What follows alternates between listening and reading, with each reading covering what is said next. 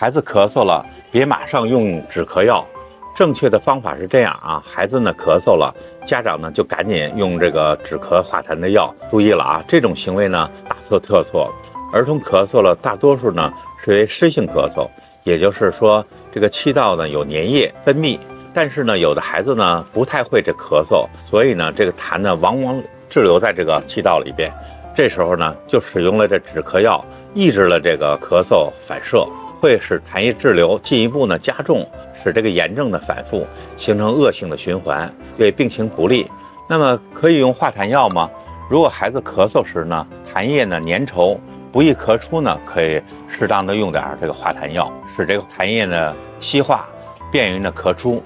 但是很多家长呢发现用了化痰药呢，效果依然不明显，这是因为在湿性咳嗽的治疗中，化痰呢只是起到辅助的作用，真正需要治疗是咳嗽的病因，病因得到了控制，这个疾病呢才能真正好转。所以呢，家长朋友们一定要注意辨别啊，咳嗽药不能乱吃。